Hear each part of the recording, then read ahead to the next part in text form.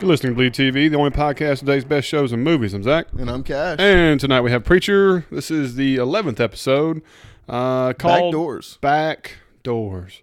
I got to be honest, kind of felt like taking a backdoor watching this one. Oh, my God. I mean, that's pretty much the perfect description. Sorry, shout out to Norberto.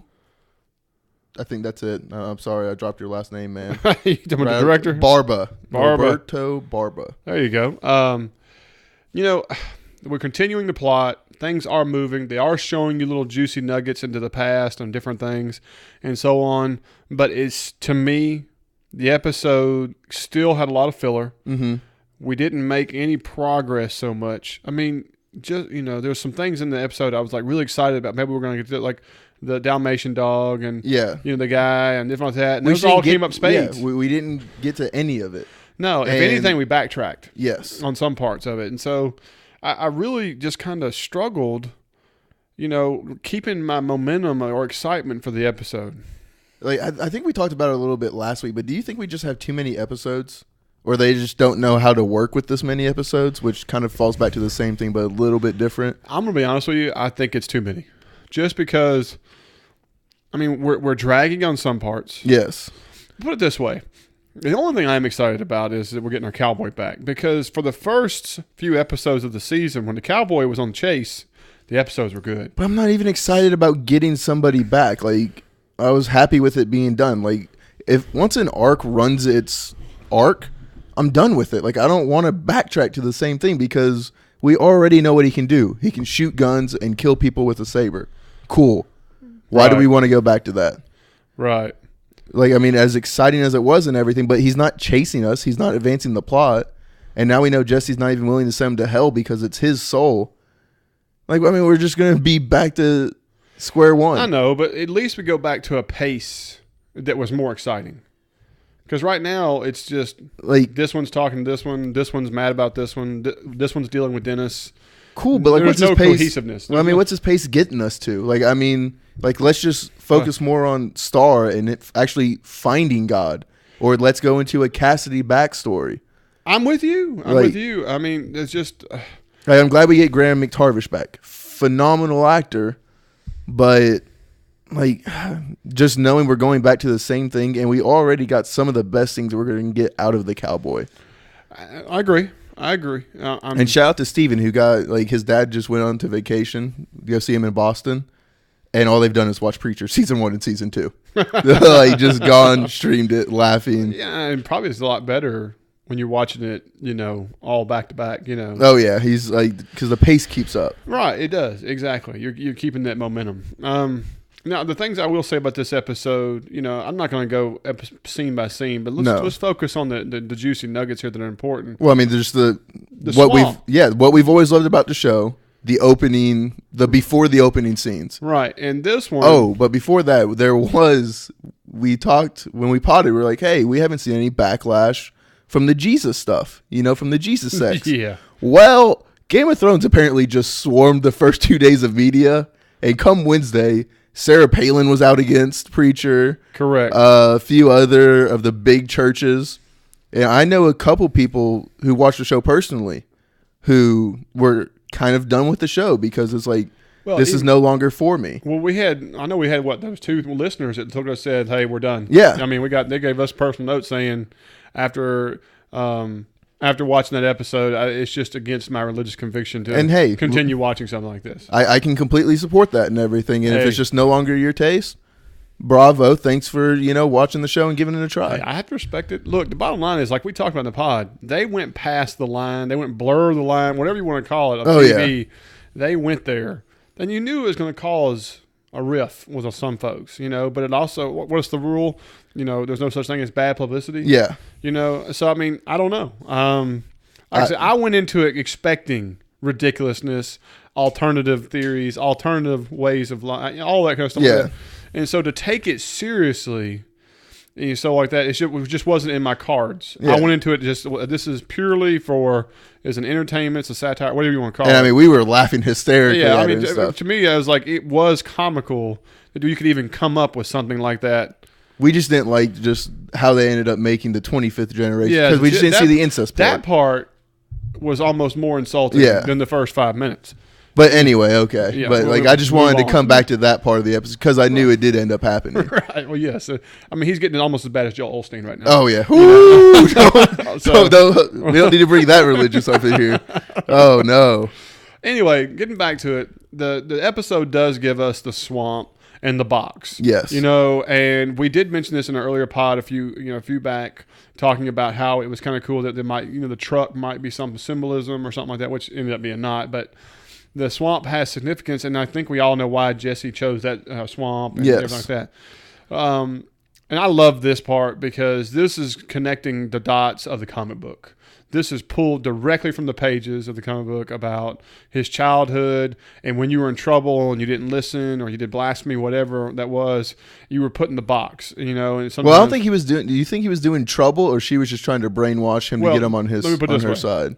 In the show, that's what they show. Yeah, okay. But in the comic book, you got the box for acting out of line. Yeah, like I'm over here screaming about the wooden spoons I got as a child, but he's over here getting thrown into a swamp. Yeah, I'll go pick a switch any day. But yeah, that's the whole box thing, and I love how they set it up. Everything looked good. The swamp looked good. The box looked good. The air pump, all that stuff looked good. Even though I'm calling 100 in total BS that this wooden box is airtight. Yeah, there's a zero. I mean, this was like pallets and seaweed. The only reason we did the whole wood box thing was that's what it showed in the comic book. I think they were just trying to be true to form of what was shown, which I'm okay with. Right. To me, plausibility, but cool effect, worth it. And being able to see like all the, I guess, seaweed or whatever swamp moss it was that was on top of it, looked phenomenal. I will say, and I thought it was cool, they didn't show Grandma's face, which if y'all don't realize, being a TV non-comic book, like Grandma is a big deal. Okay. And she just goes by Grandma. Do you think we see her face by the end of the season? You will, and you will be mortified. Oh, okay, I'm excited. I'm just being, trust me, Grandma is a big deal. What's even a bigger deal is her two henchmen. Okay. Now, the one thing it did, like her henchmen are very distinctive. Very, very distinctive. Like the artist that does Preacher, phenomenal artist, does the cover art, is out of this world amazing. And some of the best artwork you've ever seen, Garth Ennis using for most all his cover stuff, it's very impressive. There's a reason why. Yeah, the guy is, to me, there is no comparison. It looks like realistic painting, but it's still comic, not graphic novel. Amazing work. His two henchmen are really a big deal. And, they showed that little tattoo on his wrist, and you're supposed to see the signifier that these are the two same guys who killed his dad. And, this is all this. So now you've seen Grandma. Yep. So now you're realizing Grandma is a part of the two henchmen that killed Jesse's dad. Okay. And now you see that they're a part of him being raised, Huh. If you see, you put all that together. Now we're starting to put a lot of these pieces together. They're putting those pieces together. Now, I did thought it was kind of strange that he's daydreaming about this all of a sudden now. It is kind of random, but I'm happy they are moving those things, those little. Well, I think it's just because we're pulling up the trailer and everything, and so like you said, he dumped him in this swamp for a reason. So I can see how you would be daydreaming this all of a sudden at this moment. If you didn't notice, at the end of the episode, it does show you that it's Angelville Gator Tours. Mm-hmm. Well, earlier this season, I think it was like the second or first episode. Remember when I told you there was a poster on the wall as they were walking through the town in New Orleans? Yeah. Angelville, and I said, that's going to be significant. Y'all watch. And then there it is. It pops back up. And so on. So I'm trying to keep my eyes open for little tidbits. And I think there's another, there was a mural on the wall later in the scene that I think had some significance, mainly because if you're a comic book reader. We'll talk about it in a minute. But I thought that was pretty neat. I really, really enjoyed the opening 5 minutes. Again, that's usually my favorite 5 minutes. Yeah, we had the opening 5 minutes and the ending 3 minutes because, they were both connected. And, fantastic job. So as soon as we get back, we see divers emerge and the truck is being pulled out of the swamp. Yeah. Didn't like this at all. I was like, to me, do you really have to pull him out of the truck? My thought is that, okay, you're having nightmares. You can't sleep, Tulip. You need to really end this. So we're going to get him out of that truck and we're going to do it right. And we're going to finish this appropriately. How do you even kill him? Right. Well, I guess you send him to hell, even though in the episode it says, I just can't do that. So realistically, what do you do? And I don't know why to me, the only reason he can't send him to hell is because that would be sending his soul to hell. Right. And so, like, you need to be able to just tell that to Tulip. If there's a different reason, it's like, I just don't want to because of Eugene, that's a terrible cop-out. Right. To me, this is just where the writing goes too far awry. The only reason we're pulling this truck out is to make it look like her star in the Grail Or 3 steps ahead. Oh, 3 steps ahead. But where in the hell could they have found out? Did they find that this truck was there? Find a replica of this truck. Right. And just, there's so many plot holes with this when thing. you open the doors, there's just a little bit of water. Yeah. A, there's no water getting into this truck at all. Correct. B, if any water gets into it, it's flooded. Yeah. And so, like, this whole thing is just going to be busting open. So, like, it just completely falls flat. Yeah, it just, there was a lot of red flags with this. And then it was like, if he's out, the doors are going to be open at the bottom. Like, he's not going to take the time to close the doors. I mean, I hated it. Yeah, that's the part, the details that they misfired on. You know, and was it supposed to be a big reveal at the end that they had him in a truck and somewhere else? Okay. Maybe. But if you had done your details better in the beginning, it would have had a much more plausible and believable holy crap moment. Like, there was no reason to make it seem like he just calmly escaped or anything. Make them think he's on a rampage. Yeah, I mean, well, when you pull the thing up, like you said, it should have been completely full of water. The door should have been somewhat open. If he's gone, he's gone. He didn't vanish into thin air. No. I don't know. It just... Call it what you want. You might call it too detail-oriented, or I'm just griping about something, but it's just one of those things. You don't want to mess up those little details. Yeah, because, like, I mean, and then we have the entire thing of Jesse, because what Jesse's saying is true when we get back into the room when it's just those three, Cassidy, Tulip, and Jesse's like, if he was really out, he'd be coming for us. Yeah, he would definitely have made his way back into the show by now if he was out. Absolutely. Yeah, there's no doubt. So... just keeping up with this theme before we go talk about the hell or anything else, we continue with conversations with Star, and Star just basically goes ahead and calls what it is and says, I'm doing a coup. Yeah, we're going, the Messiah is a moron, clearly, and we're going to do this, and wants Jesse to fall in line to become the next Messiah.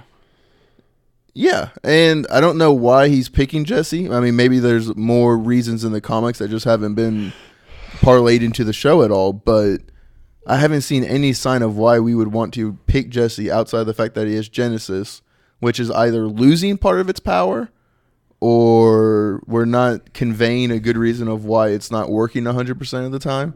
Well, I have a little bit of theory about that, but the bottom line is, don't get me wrong, I understand why you would choose Jesse. I mean, you have the ability that no one else possesses, and you can be considered godly, especially if you're a preacher.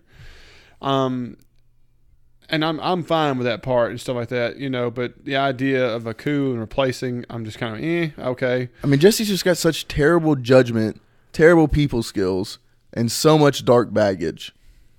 Like, I just don't see it. But, I mean, I guess under the powers of his powers, I can see what you're saying. Right. All right. So now let's go to this part. How in the Sam Hale did he have all his prayers? I don't know. But, I mean, it was pretty cool. Like, I'm not going to lie. I thought it was cool, but I was really kind of surprised. I mean, like... He said it took him a couple of weeks, I guess, to get them all together and stuff. All right. And they kind of explained it by saying God had, like, a backup plan because he couldn't listen to all of them at the same time. So they just kind of started recording them so he could go back and play them. So that means we have a relationship with God to be able to do that. So we're at that level that we are doing God's business for him. Yes. Okay. And because there's just, I mean, at 6 billion people, I guess even Almighty has a limitation on how many conversations he can keep going on in his head. Okay. Well, I mean, I just... I wanted to make sure I understand where we are because the show hasn't breached that. No. We're like, we have influence, we have power, we're 100, there's so many countries like that. But this is the first real thing saying we're on the level with the Lord. Yes. We're doing things truly at that level. But it's just really weird that, I mean, now don't get me wrong. Like I said, I appreciated the fact that Jesse, like I guess he was like, 1980s? The fact that his prayers are on old spin dial tape and everything. Yeah. like 8mm film. Yeah, yeah. That's just too much. Yeah, I'm with you. I'm with you. I'm not real sure about that. Like, I'm pretty sure flash drives have been around for at least somewhat of time. I know, but I mean, like, some of those when he was a kid. Yeah. Which I get, it makes sense for some of those and everything. I'm with you. I mean, but. And the way that they molded they changed his voice through the years.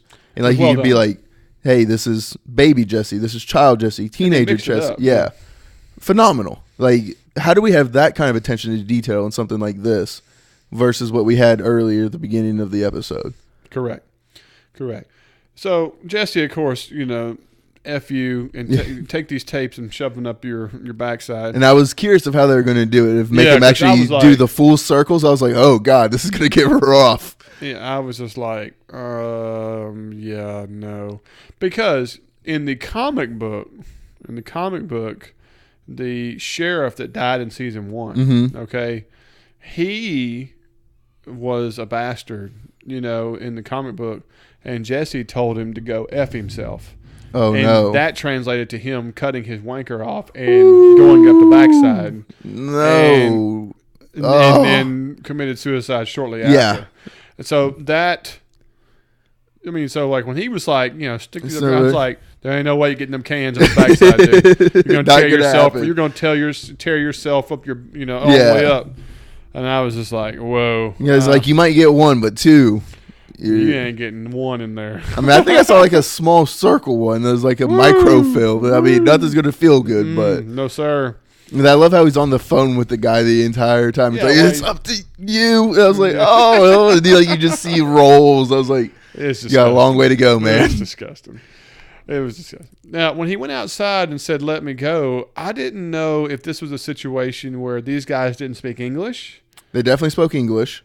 Or what? But like you said, does that mean it was diminished that he showed that it didn't work or there was a problem? Maybe they have hearing aids and they keep them on really low.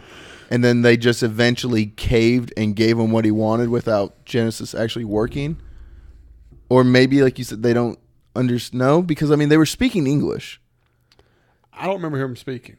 So really? I'm not sure. I thought he said, I need to check with Mr. Starr. I need to make sure it's okay with him and stuff. Like, I could have sworn he said something. Maybe so. When he gets back, this is when we get the whole, we need a break. Mm-hmm. Let's go do something. And they want to go to Bimini. Is that what it's called? Bimini. And Cass, I didn't even know Bimini existed until you mentioned it. Like, which I'm like, beaches and sun and Cassidy. I don't see this mixture here, but he's like, okay. And they're like, hey, sunscreen's come a long way. Yeah, come along. I was like, okay. And so they're getting excited. And then he suddenly changes his tune, of course, and he has this vision because he sees the dog. Yes. Well, at first he's like, oh, you got him a dog. Yeah. I mean, that was a great idea. I'm glad. I'm done with the whole father buying my little kid little stuff and trying to be like that crap. And thankfully, it looks like Cassidy is done with it, too, by the end of the scene. That ship has sailed. Yes. I mean, it sailed before it even. Exactly. It was a great reveal and twist, but as soon as we revealed it, I was like, oh, man, this is going south. Got to move on. And so, of course, he realizes that the dog gives him the visions of the Dalmatian guy, So he's like, I think I figured it out. Just like what we talked about. And so he gets ready to leave, of course, makes him mad. And when he does, he goes back to that same bar they went to. And this is that mural I was talking about. When he came downstairs, he goes down the stairwell and turns around and come down, and instead of showing him go down the stairs, they turn around and show him coming towards you, where you see behind you. And there's this mural of a white mansion and a guy that's very pale, white haired on a horse. Okay, I did not see this mural. All right, this guy and this house, I swear, is a future character that we're about to deal with. That's very exciting. Common to the area. Okay. And, and this character has a big secret as well. And so that right there, I didn't know if they were giving us a little bit of foreshadow. I mean, maybe next episode. I didn't watch the previews or the trailer or anything. I don't think so. I think this would be definitely a season 3 thing because, if it follows the comic book, we should be getting into the realms of where we get more background on our characters. Okay. You know, more individualized stories. The Walking Dead theme of AMC, where let's separate guys and let them do their own thing and converge to each other again.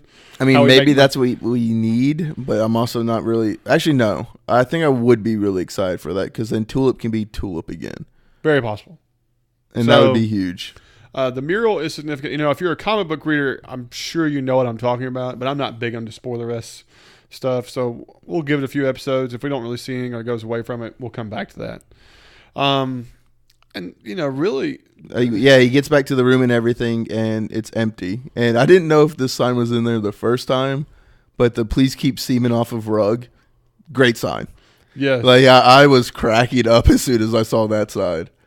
Yes. Yeah. But, yeah, like, I mean, we all knew that God and the dog wouldn't be there and stuff, and it's just like, why are we going back? Like... Yeah. It had to be to see that mural, the foreshadow and everything. Like maybe so. You know, like we said when we first saw the dog, there was a reason it stopped and looked at it, and you got to see the guy's expression through the mask. And I don't know if it was you or Jake that said, I think that was God. Like, I really do. But well, I think we did mention it. And so it was a possibility that, you know, of course, first episode, they're going to show you and then they come back to it. But, you know, it's one of those things, you know, where you're just... You want it to move forward, but they're like, you know, I guess you can't do it that quick. You know what I mean? So I'm not real sure. We're going to have to see how that, you know, that floats. But, it is what it is. Let's talk about Hell. Let's move off of this. What do we want to save Hell? Let's just finish up Tulip. And let's finish up Tulip and her, you know, her, is it Featherstone? Is that her name? Yeah, I think it's Featherstone. Right. So they decide to get the guns and the sword out and make the decision that they're going to go and destroy these items.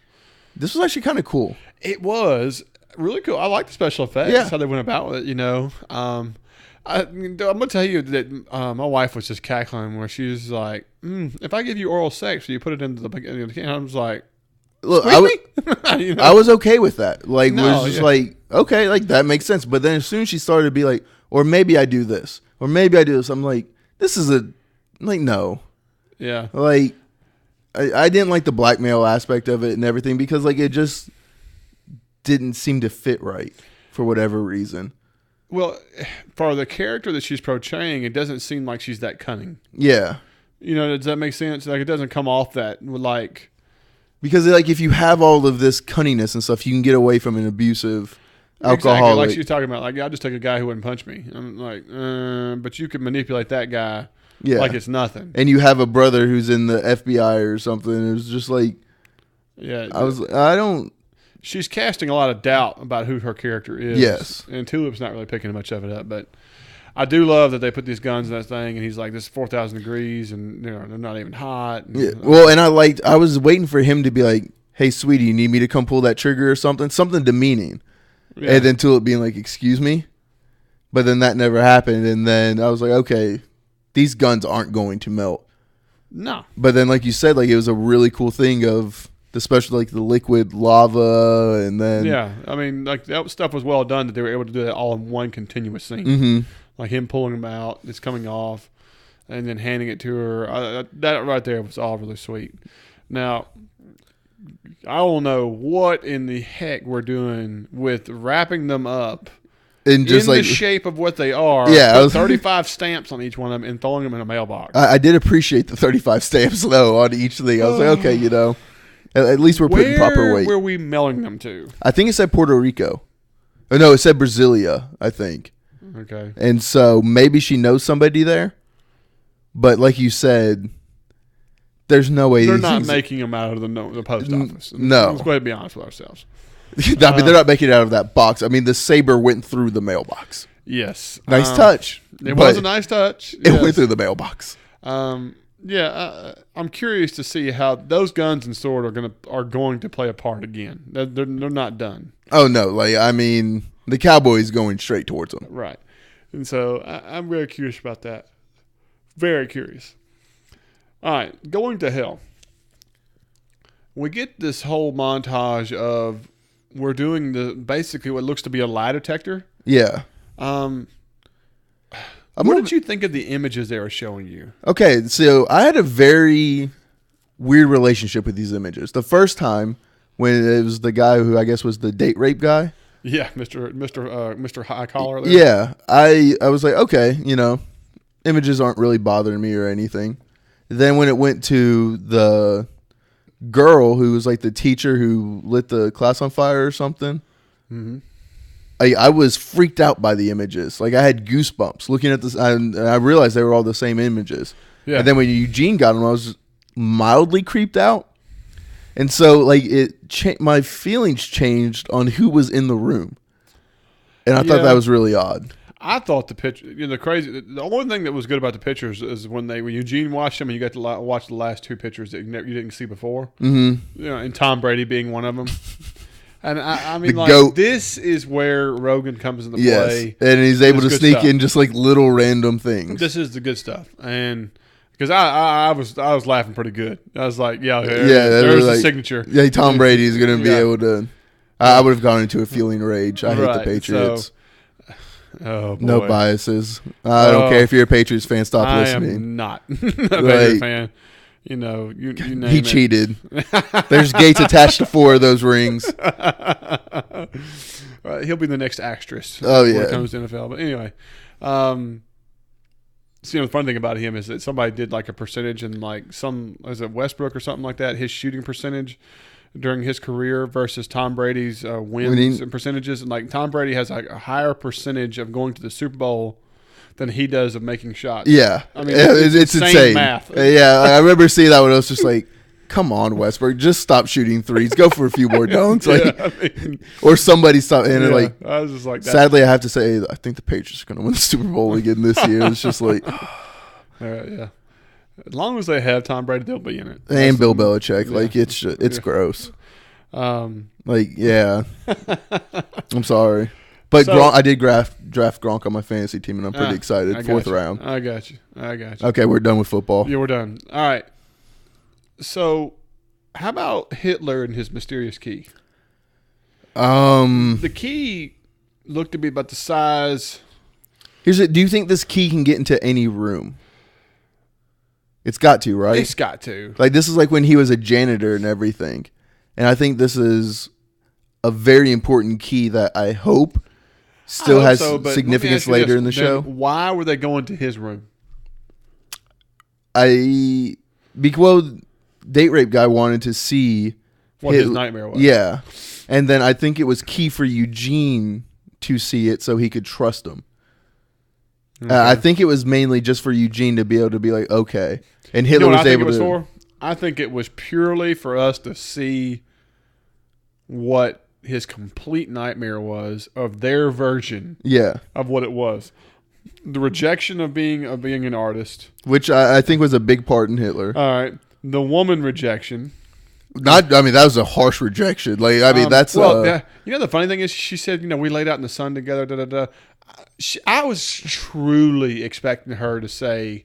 I was rumping him. Oh, I was waiting for her to be like, he pounded me all day. I am sore right now. I have to sit sideways because of what he... just thinking about it is getting me all wet and everything inside. Not to be vulgar. I was just truly expecting her to really pour it on. And then, of course, the Jewish man... and then him getting the last piece of plum cake, and then the communists coming in and give the gun back. I mean, it was almost too much for a 5-minute scene. Was it only? I felt like a 15-minute scene. Well, what? And maybe it's because we had already seen the opening. You can't lump everything into that scene and be the reason that we decide to do genocide. I just don't see that. You know what I mean? Don't tell me because you got rejected by your woman and you see a Jewish man get plum cake before you. That's the reason you decide to kill me. Well, I mean, he said it wasn't. It's like that's just what we wouldn't understand. It was just the last day that he was truly a good person. Like, that's what started the next time it happened. Right. He goes and punches the Jewish guy in the face and steals his plum cake. Right. The next time it happens, like, he burns the guy's art gallery down. Like, it's just like a slow snowballing thing. No, but that was the last time he was like, I'm going to take people's crap. Were you disappointed that was his nightmare? Yes. I was too. Because when I think about a nightmare, Eugene's got an effing nightmare. Yeah. I mean, the girl you absolutely love, and she blows her head off. and then you blow off half your face. Right. Like, I mean, that's a nightmare. Yeah. And like, I'm always intrigued with this thing because a lot of people have started to make hell be ones like trapped in their worst nightmare. And I'm like, man, what would I be trapped into? You know? And then like, there's just that many things. And then for that to be Hitler's, the most despicable person who's possibly ever walked the planet, and it's plum cake. You know, well, here's the thing. Is that does your ultimate nightmare have to be something you lived? I would think so. Well, that's what they're showing so far. Yeah. Well, I mean, and like so, in every TV show I've ever seen, it's just like what they've ever lived. I think of my worst nightmare, it's not something experienced. That's true because I mean, you have kids and things, so it could be something along those lines. There's a lot of things I could consider to be my worst nightmare. Yeah. You know, something that happens to me in life. That would just be intriguing. That'd be your worst memory, not your worst nightmare. That's intriguing. It's a big difference. That's a huge difference now that I'm thinking about it. So when I think of hell, I think it's your worst nightmare. Clowns are everywhere. God, I mean, there's a lot of stuff going on. You know, not something that was your worst memory relived. I don't know. I mean, but I mean, maybe it's always going to be memory because you can't change it. And like you want to change it so bad, but there's just not going to be able to. But I mean, there's a lot of people in life who just haven't had that hard. But maybe all those people are in heaven. There you go. Who knows? So we get to this part where, like I said, Eugene's doing this like that, and they had this conversation where like, do you trust me? We got to do this.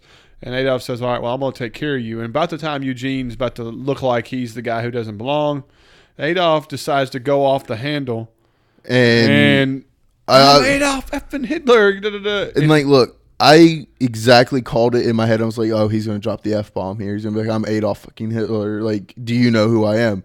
And it was phenomenal. Like, his teeth had holes in them. His teeth, you know, his voice inflection, the way they did the lighting, his facial expression, everything changed to show you, this is bitches, you better listen, you know. And everybody immediately shaped up at it. Like. Exactly. And so this was a very positive turnaround for me that I really liked. I thought that was freaking cool. To basically have them all in there holding hands and singing Kumbaya. Classic. Stuff. I thought that was good. Especially like did you notice the big guy would be flinching at the pictures and stuff when he was watching them? Dude, how big is this guy? Massive. This Joker. When we're watching Game of Thrones, we're talking about Mountain. This guy is enormous. I mean, this dude's like one of the giants, like one. Yeah, I mean, enormous. And so the plan. Yes. Hitler escapes as they're talking to him. They go there and they're like, we're going to go down to the hole because that's where the back door is. Do you think this is true, or I was calling BS until Hitler dropped in there with him? Oh, I didn't think Hitler was going. By any point out, I was like, Eugene, you make Hitler go first. And we're also throwing the lifting thing down there. They left it up there for whatever reason. Yeah, but I mean, like they gave themselves away because the thing he lifted the lid up with, they just dropped it. Yeah, you gotta drop it down where the hole. It was. No.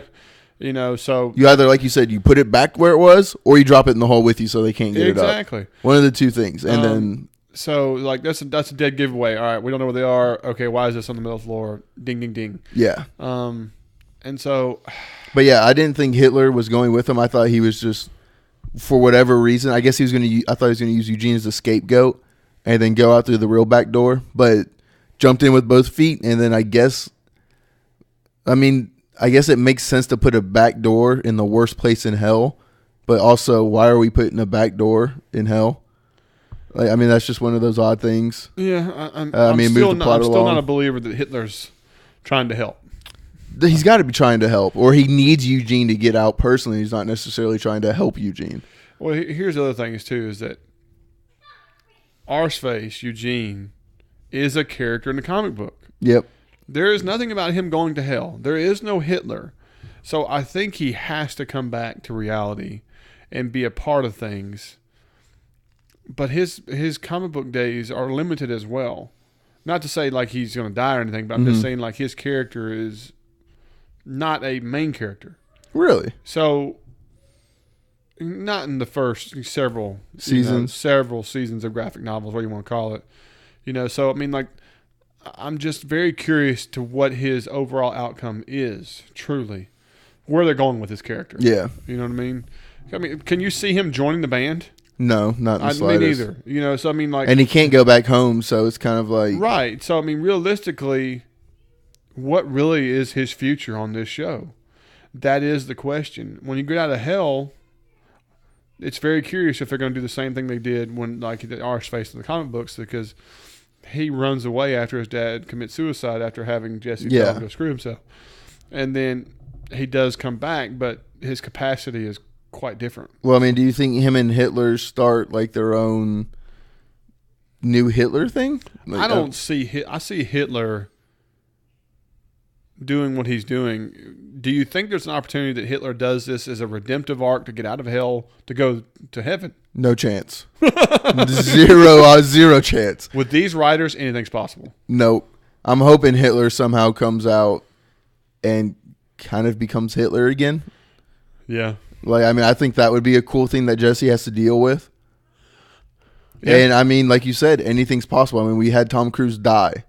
And like made that a running gag for like 4 episodes. So I mean, I think Hitler becoming a villain. Well, the other thing is too is that Hitler could be in this place as a ruse too. You know what I mean? Like he used to run this place, but realistically, he still does in some unique way. You know, there's like it's just a further like hell torment. Like he enjoys being amongst them instead of being the one in charge of them all.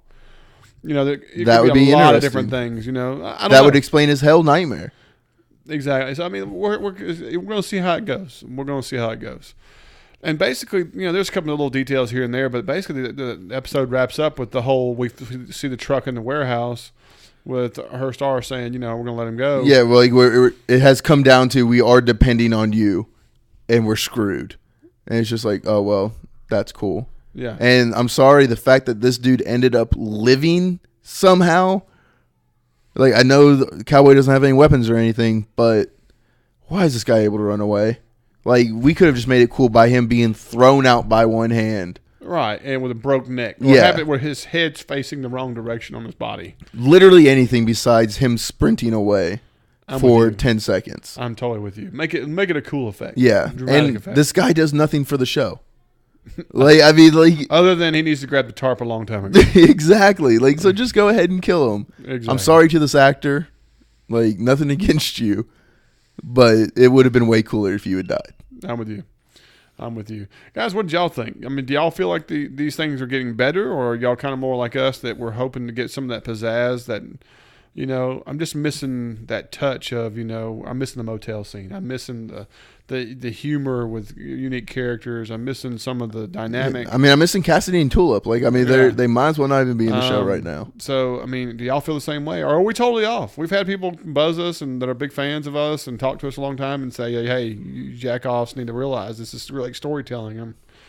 Okay, I respect that. Yeah, you know, we're willing to listen to that side of it. Please let us know.